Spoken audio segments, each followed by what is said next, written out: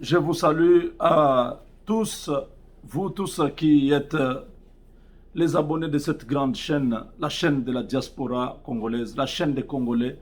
Vous qui croyez à un changement dans notre pays, c'est ici votre place. N'allez pas ailleurs, n'allez pas là où il y a la jalousie, là où il y a la haine, là où les gens voient tout en noir, ils voient tout mal.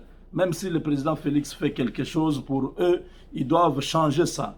Nous sommes ici pour vous guider, nous sommes ici pour vous envoyer vers une bonne direction. Nous ne voulons pas que les gens puissent continuer à peindre le Congo toujours en noir. Rien ne marche, tout est noir, tout est mauvais, ça ne marchera pas, il y a le pillage. Nous connaissons ce discours. Il y a les Rwandais, il y a l'occupation. Ce discours, nous connaissons.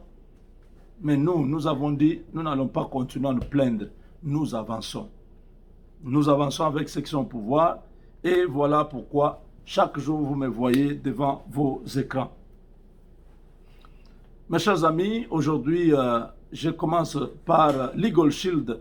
Vous qui habitez les États-Unis et le Canada, nous avons un service qui est disponible pour vous, un service des avocats. Ici aux États-Unis et au Canada, tout celui qui est intéressé à pouvoir avoir un avocat, vous êtes les bienvenus. Contactez-nous. Notre numéro est connu. Je le répète toujours, c'est le 972 891 0976. Vous n'avez pas encore un avocat, c'est imprudent, mon frère, ma soeur, chers compatriotes, vous tous qui nous suivez, que vous soyez Togolais, Camerounais, Gabonais, Ivoiriens, Sénégalais, vous êtes Béninois, vous êtes Burkinabé, vous êtes Malien, vous êtes Brazzavillois, vous êtes Congolais de Kinshasa, vous êtes Rwandais, Ougandais, vous êtes Burundais, vous tous les Africains, vous tous qui habitez le Canada et les États-Unis, vous êtes les bienvenus. Ces services couvrent tous les problèmes quotidiens que nous rencontrons, que ce soit les problèmes dans les mariages, que ce soit les problèmes au travail, que ce soit les problèmes dans les affaires, que ce soit les problèmes avec l'État canadien ou l'État américain, que ce soit les problèmes avec la justice. Donc, tous les problèmes que vous connaissez, que ce soit les problèmes avec l'immigration, nos avocats vous aident. L'immigration, je précise, si vous avez besoin de l'accompagnement d'un avocat pour vos dossiers d'immigration, ils sont disposés à pouvoir vous aider.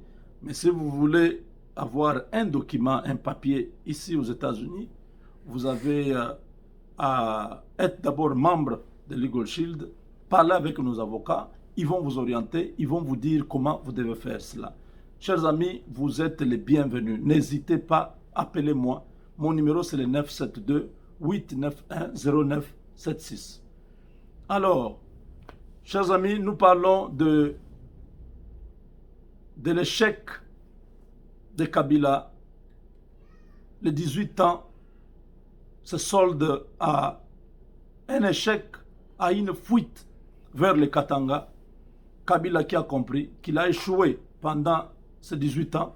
Il avait dit qu'il n'avait pas 15 personnes pour l'aider à diriger le pays. C'était un faux fuyant. Kabila avait des éminents professeurs, il avait tout le monde autour de lui. Mais comme c'était un régime basé sur la corruption, les pillages, quelles que soient les personnes de bonne foi qui pouvaient être à côté de lui, les résultats seraient les mêmes. Le problème serait de changer le système. Comme aujourd'hui nous avons un nouveau président, le système va changer. Nous avons déjà proposé au président Félix Tshisekedi les partenariats stratégiques. C'est un nouveau système que nous amenons. C'est un partenariat avec les Américains. C'est-à-dire le modèle anglais sera implémenté chez nous. Le système financier sera américain. Le système éducationnel sera américain. Le système sécuritaire sera américain. Le système douanier sera américain. Le système d'investissement sera américain. Bref, nous allons métamorphoser la RDC par ce nouveau système que nous apportons. Nous croyons à cela. Vous ne pouvez pas faire la même chose chaque jour et attendre un autre résultat. Nous avons ce principe de base qui nous guide à pouvoir shift, à pouvoir changer, à pouvoir aller, à pouvoir remplacer l'ancien système qui a montré ses imperfections, ses incohérences, ses déficits, son échec par ce nouveau système que nous amenons. Kabila veut fuir vers le Katanga. Kabila a tenté déjà 3 fois aller au Katanga. L'autorisation de décollage lui a été refusée. Kabila veut encore forcer la main demain pour aller au Katanga. L'autorisation est refusée. Kabila n'ira nulle part. Kabila, c'est un homme qui doit faire face à son bilan. Il a détruit le pays. Il est cité dans les rapports mapping. Kabila attend un jugement. Kabila attend d'être présenté devant un juge à la Cour pénale internationale ou au TGI, au TPI, le tribunal pénal international pour le Congo. Kabila, c'est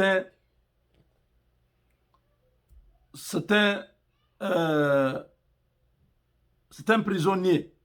Il n'a pas à pouvoir vous dire non, il va au Katanga, il va aller s'occuper de sa ferme à Kachamata. Ces gens-là savaient très bien que quand Félix Tshisekedi prenait le pouvoir, il ne ferait pas 2 ans, nous allons l'abattre, nous allons le tuer, nous allons l'anéantir, nous allons le chasser du pouvoir. Ces gens se rendent compte que Félix Tshisekedi est à quelques jours de ces 2 ans de la présidence. Rien de tout ce qu'ils ont planifié n'a réussi. Némi Moulania nous a dit qu'ils ont trouvé les produits qui pourra leur permettre de fondre le béton en poussière. Donc Némi Moulania avait trouvé la formule de pouvoir éliminer le président Félix Tshisekedi. C'est un langage que nous avons entendu ces fameux Barnabé nous dire qu'il y aura Akoli Mbouma. C'était une façon de vous dire que tout était mis à profit, tout était mis en place pour éliminer le président de la République. Ce qui s'est passé à la présidence, nous l'avons dit, Dieu nous a révélé 3 semaines avant. Nous avons dit, voilà ce que Dieu nous montre. J'étais dans l'enclos du palais, à la cité de l'OUA. J'étais à un endroit caché où personne ne pouvait me voir, mais je voyais un complot. Je voyais un membre influent de Tshisekedi qui était mécontent, qui était mis à l'écart. Je ne sais pas. Ça peut être des conseillers, ça peut être Vital Kamerhe qui est en prison, ça peut être des gardes du corps qu'on a écartés, qu'on a un peu éloignés. Toutes ces personnes-là qui ont côtoyé Tshisekedi, qui connaissent tous les secrets du président, peuvent être parmi la personne que j'avais vue. C'était une personne qui avait une foule de personnes, une vingtaine de gens qui étaient derrière lui. Tous ces gens-là du FCC qui étaient venus avec mission de pouvoir tuer le président. Alors, quand il est là, il les présente, il leur montre tous les plans de la parcelle, il leur dit, voilà, de l'autre côté, faites attention, il y a autant de militaires, de l'autre côté, il y a des militaires, là-bas, il y a des militaires. Quand vous allez entrez comme ça, allez à droite, le deuxième bureau, c'est son bureau. Pratiquement, la vision que j'avais vue, c'est ce qui vient de se passer le week-end passé. On a attrapé des gens, 7 personnes déjà, dans l'enclos de la cité de l'OUA. 7 personnes qui sont entrées sans armes, qui étaient armés très bien comme les gardes rapprochés du président Félix, parce qu'ils sont en veste, hein, ils sont toujours, comme vous avez vu dans la vidéo hier, hein, quand les motards avaient percuté une des jeeps du cortège. Quand il est tombé, vous avez vu, le président est descendu.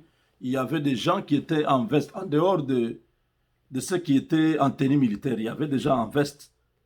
Alors ces gens-là, les 7 personnes sont entrées jusque dans la cité de l'OUA en veste. Quand vous les voyez, il n'y a rien de différent. Vous croirez que ce sont les gardes rapprochés du président de la République. Comme là-bas, il y a beaucoup de gens, tout le monde ne se connaît pas. C'est une encore grande erreur d'avoir des gens qui n'ont pas un même signe distinctif.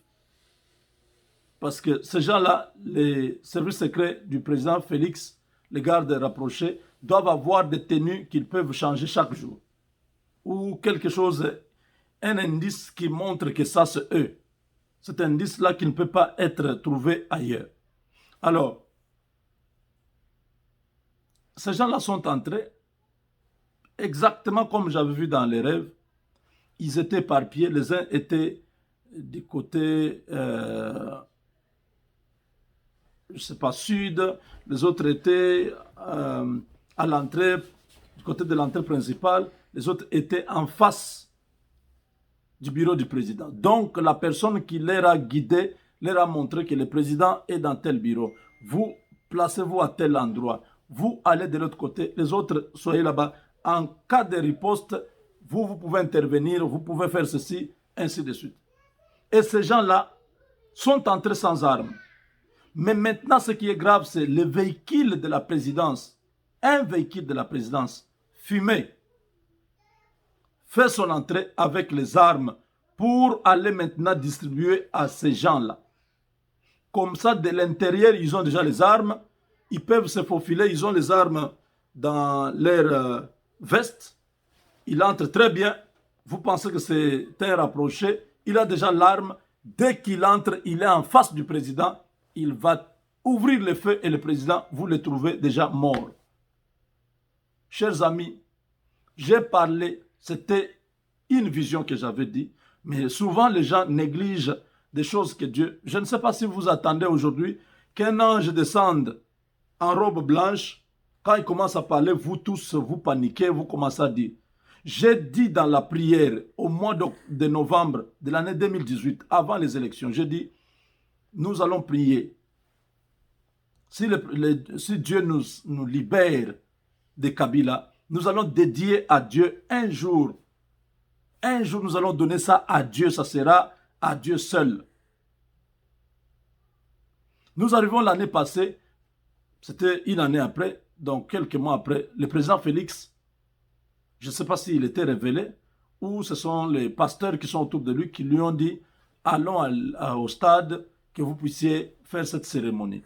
Ça rencontre la demande que nous avons, la promesse que nous avons faite à Dieu, de pouvoir lui donner un jour. Même le président était d'accord pour que chaque année nous puissions avoir un jour que nous devons consacrer, dédier à Dieu pour l'adorer, le célébrer, lui faire des actions de grâce.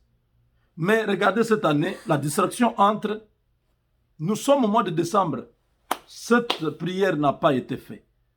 Ne négligeons pas de petites choses. Quand Dieu parle, quand Dieu nous dit quelque chose, ça fait qu'un intérêt que nous puissions respecter cela. Nous arrivons au mois de mars. Dieu me révèle qu'il y a une fille de 16 ans qui est devant le président Félix, qui terrorise le président Félix. La voix qui sort dans la bouche de cet enfant, c'est la voix de Kabila. Mais la fille est mineure. Le président n'arrive pas à travailler, il est bloqué, il a peur, il est coincé dans la maison. Et moi, je viens, je bloque la fille, je neutralise la fille, je l'amène devant le président. Le président est content, il me remercie, il me donne une récompense. Il me donne une nouvelle mission, il dit, voilà, vers l'Est, il y a encore d'autres personnes là-bas. Je suis allé là-bas, j'ai trouvé un général que je connais, un homme très bien, que j'ai toujours beaucoup estimé. Il est aussi proche du président Félix, actuellement. Je ne savais pas, mais quand on a parlé avec lui, j'ai compris finalement qu'il était déjà avec le président Félix. J'ai dit, ah, Dieu fait des choses. À l'époque, quand j'ai vu cette vision-là, le général là, je ne savais pas sa position. Je ne connaissais pas sa position. Il n'était même pas au pays. Il était vers l'Afrique de l'Est. Alors, dernièrement, il y a quelques mois, il a commencé à m'envoyer des informations, tout ça. Il me dit, voilà. Je dis, ah bon? Donc, je comprends que Dieu l'a rapproché du président Félix. Et quand on me donne l'interprétation de cette vision-là par une maman, je ne sais pas si c'est une maman ou c'est un papa, des gens qui prient avec nous. Quand nous disons toujours prions pour le Congo, prions pour le président, il y a toujours des gens, il y a une équipe de gens qui prient avec nous. Alors une personne m'a appelé pour me dire, voyez, la personne que vous avez vue là, la fille là, c'est Vital Kamerhe. C'est l'image qu'on a montrée là, une fille mineure. C'est-à-dire la fille là a un responsable. Tous les actes d'une fille mineure sont considérés, ne sont pas considérés. Ce sont ses parents qui doivent répondre des actes d'une fille mineure.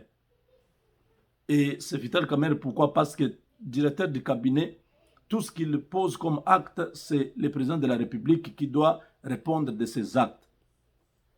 Alors Vital Kamerhe est en train de faire le travail de Kabila. C'est pourquoi vous avez entendu la voix de Kabila sortir de sa bouche.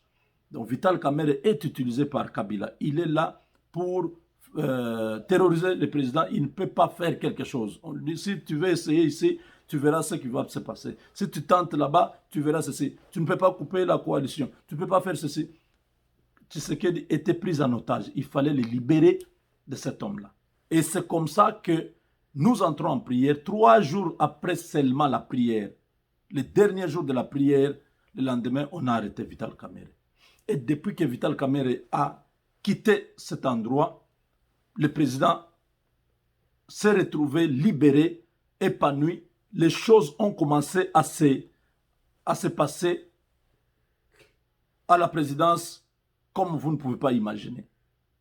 Le président a nommé les magistrats, il a nommé les généraux. Le président a gagné la Cour constitutionnelle. Donc Vital Kamerhe était l'agent que Kabila avait mis devant le président Tshisekedi.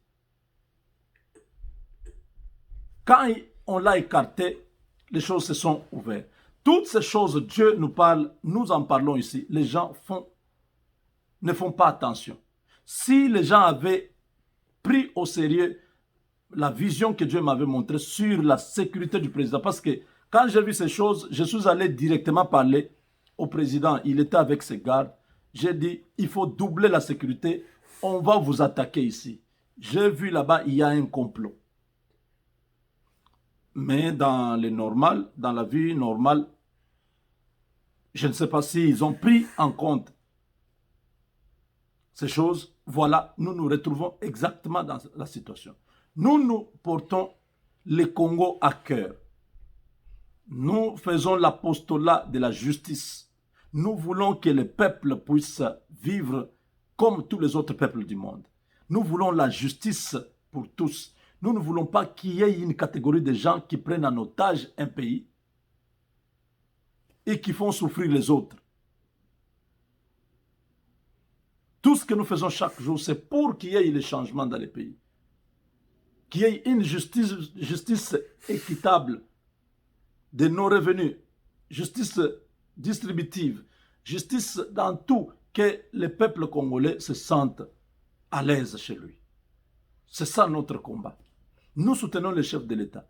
Nous avons soutenu plusieurs personnalités congolaises. J'ai commencé, la première personne que j'ai soutenue, c'était Katumbi. Et vous connaissez la suite. Il y a plein de gens que j'ai soutenus. Quand je soutiens Tshisekedi, ça devient, il est taliban. J'ai vu un vieux là, que je respecte, qui est à Londres. Il s'est permis de m'insulter, de faire des vidéos. Il a utilisé le plateau d'un frère qui est ici aux États-Unis. La haine ne va rien changer. Je vous demande, s'il vous plaît, d'arrêter avec la haine, la jalousie. Ça va vous ronger. J'avais fait cette prophétie-là au mois de janvier de l'année passée. J'ai dit, Le combat que nous avions, c'était un combat de la haine, de la jalousie, des mensonges, de la manipulation. Arrêtons avec ça, servons le Congo. Soutenons le président Félix, soyons ensemble. Tous ceux qui vont refuser de changer, ils vont se retrouver en train de faire des vidéos, il n'y aura pas de gens qui vont regarder. Ils vont perdre leur audience. Le jour au jour, ils vont perdre leur audience jusqu'au point où ils vont commencer à faire des émissions. Il y a seulement 10 personnes qui regardent. J'avais dit ça l'année passée. Vous vous rappelez de toutes ces choses. J'avais prophétisé, j'ai dit, tous ceux qui vont continuer à faire ce que nous étions en train de faire avant, ils vont s'effacer. L'heure est arrivée. Nous devons servir notre pays. Nous devons être positifs. Nous devons soutenir ceux qui sont au pouvoir. Dieu m'a parlé d'arrêter avec ce combat inutile. Vous vous rappelez de toutes ces choses. Aujourd'hui, il y en a par la haine, par la jalousie. Tout ce que Félix Tshisekedi fait, c'est mauvais. Ils vont dire tout ce qu'ils veulent. Ce n'est pas un problème, ils sont libres. C'est la démocratie. Mais faites très attention. Quand vous attaquez quelqu'un qui ne vous a rien fait, sachez que ce n'est pas moi qui vous attaquez. Vous attaquez à mon Dieu. Vous allez l'affronter sur votre chemin. Je ne suis pas n'importe qui. Je suis un enfant de Dieu. Je n'ai aucun problème avec personne. Tout celui qui va entrer sur mon chemin pour me combattre. Je parle du Congo. Je parle de ceux qui ont mal géré notre pays. C'est un bien commun. Nous avons ce droit-là de nous indigner, de dénoncer, d'attaquer Kabila, d'attaquer les Mende, les Bocha, parce qu'eux, ce sont des personnalités qui ont géré notre pays. Ils ont un devoir moral vis-à-vis de la population. Nous avons à nous plaindre si ça ne marche pas. Mais je ne les attaque pas individuellement s'ils n'étaient pas au pouvoir. Il y a 80 millions d'habitants au Congo. Je ne parle pas des gens qui ne sont pas au pouvoir. Je parle seulement du gouverneur de Katanga. C'est parce que c'est un gouverneur. Il a la charge publique. Le gouverneur de la ville de Kinshasa, les ministres, le premier ministre, la présidente de l'Assemblée nationale. Nous parlons de ces gens-là parce qu'eux, ils ont la charge publique. Mais je ne parle pas des individus. Si vous attaquez à moi parce que vous n'êtes pas content de ce que j'ai dit, vous attendez que je puisse être avec vous dans votre camp en train de faire ce que vous faites. Faites très attention. J'ai un Dieu qui m'a défendu depuis que je suis petit, jusqu'à maintenant. Vous allez le rencontrer dans votre vie. Et ça sera trop tard. Je vous demande de vous abstenir, de vous attaquer à quelqu'un qui ne vous a rien fait.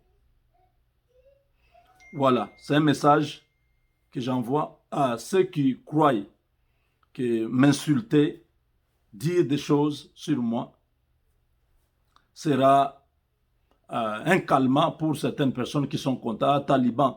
Faites ce que vous voulez, mais je ne ferai rien de pareil à ce que vous avez fait. Attendez, vous verrez ce qui va vous arriver. Avec Dieu, nous vaincrons. J'allais oublier, Kabila voulait aller à Lubumbashi. Il a cherché une autorisation par personne interposée. Mais quand on a analysé la demande de l'autorisation, on a constaté que c'était toujours lui qui demandait cette autorisation. On a refusé. Quelqu'un qui a son jet avait demandé l'autorisation pour qu'elle puisse survoler. Quand on a analysé, on a trouvé que c'est toujours Kabila qui a contourné cette mesure pour voyager à Lubumbashi. L'autorisation a été refusée. On ne sait pas demain comment il va aller à Lubumbashi, peut-être par un avion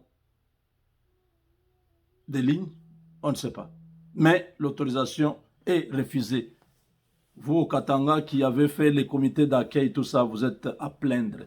Malheur à vous. Malheur à vous. Avec Dieu, nous vaincrons.